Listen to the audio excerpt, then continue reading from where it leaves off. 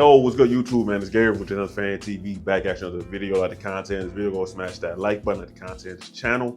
Go and subscribe, man. Look, so a question that was on the minds of a lot of Ravens fans after the Eagles game, mine's included, right? I talked about it during the recap of the game, right? Why didn't Diontae Johnson play, right? He was brought here for this kind of reason where the game gets tough, or Zay Flowers and Rashad Bateman gets injured. Rashad Bateman gets injured in that game. Why don't we see Diontae Johnson play a single snap, right?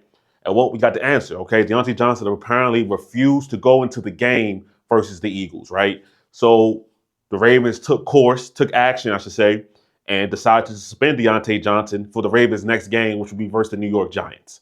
Okay, so Diontae Johnson definitely won't play in that game. All right. Now, there's kind of three ways to talk about this. There's the team decision, Diontae Johnson's thought process, and where do you go from here, right? So from the team decision aspect of it, right, we'll talk about that first, right? The correct decision, okay? I don't care if they just said, hey, Diontae Johnson, hey, listen, it's 2 minutes left or it's 30 seconds left. Go ahead, get in the game. You get in the game, right? I'm sorry, right? I get you frustrated, things like that.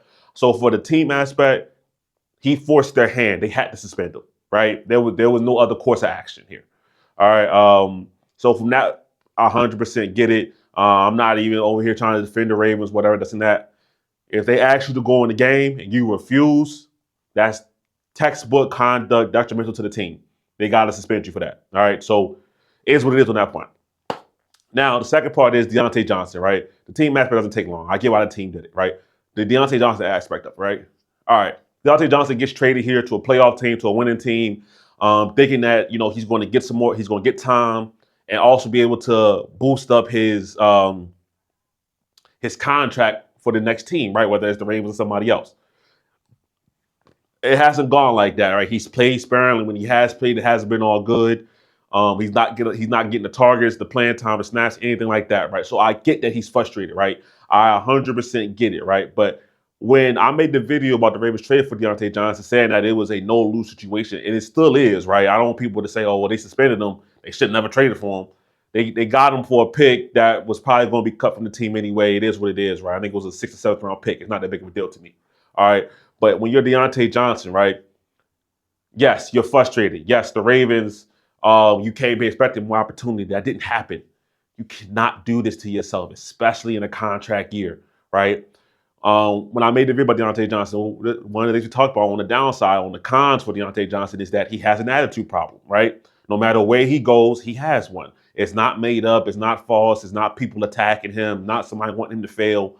It's quite obvious that when things don't go his way, he pouts, he sulks, and he can do things that maybe rub people the wrong way in the building, right? That's just it's a fact at this point, right? And that all of that was fine, as long as he kept it together for the second half of the year, right? So once again, I get you're frustrated. I get that you want to play, but your next team is going to see this moment, right? And, for whatever you may think of the Ravens right now, the Ravens have a good standard within the NFL in terms of how other teams view the Ravens as a respectable franchise, right? So they're saying, wait, so if a franchise like the Ravens, they say, hey, look, we got to suspend you for the game because of what you're doing is hurting the team and you're not even playing because you refuse to go into the game, you're costing yourself millions of dollars. That's not even an exaggeration. You're costing yourself millions of dollars by doing this. So it's just not smart on his end to do this, right? Listen, the Ravens, like I said, you frustrated, you wanted to play earlier. You should have been playing over Nelson Agholor. I love Tylan Wallace, right? I really do. But if Tylan Wallace can get into the game versus the Eagles, so can Diontae Johnson, right? So don't get me wrong. You're seeing players that you're clearly better than play in front of you. That's frustrating as hell. I get that. But you got to keep it together. Like, just from you trying to make money in this game, you got to keep it together, right? If the Ravens say, hey, look, it's 10 seconds, this is the last play of the game, when they threw the likely on the backside for a touchdown, if they say, hey, look, you get in for this one snap, you got to get in the game, bro. Like, you got to go into the game, right? It's messed up. It sucks. You don't want that situation, but refusing to play looks 10 times worse, like 10 times worse. So for Diontae Johnson, I don't really understand the line of thinking. You cannot let your emotions dictate how you're going to act this badly, right? Because you're playing, this ain't high school, this ain't college, this is pro ball. Millions of dollars was on the line here, right? Whether or not you care about whether or not the Ravens win and this and that, try to get your numbers, man, right?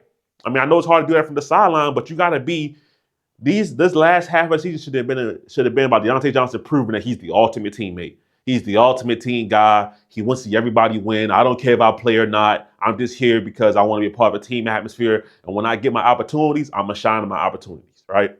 That's what this last half of the season should have been about for him. So for him to pull this kind of thing is just, it's not smart. All right, it's not smart. I'm not saying I don't understand it. I'm just saying it's not smart. All right. Then, because I'm not going to spend all day talking about this, right? So then on the last part is, where do you go from here as a team, right? I don't believe the Ravens are going to cut him. We'll see if that changes by the time I release this video. Because I think the Ravens, they want the comp pick for having them on a team, and then going to another team getting a contract. We the Ravens will get a comp pick for that. And somebody could correct me if I'm wrong in the comments, right? So if that is the case, they don't want to cut him because Ravens want that pick, right? I wouldn't have cut him regardless, even if there was no pick involved. I wouldn't have cut him. What you do is, if you're Diontae Johnson, right, you apologize to the team. First of all, that's what you gotta do. You apologize to the team. My fault, y'all. It won't happen again. My bad for being selfish. Cool. We go from there. As the coaches, and what really should have been happening, you work to get him in the game plan. You brought Diontae Johnson here for a reason. All right. I love Nelson Agholor as your fourth receiver. I love Nelson Agholor as a teammate, veteran guy in the locker room.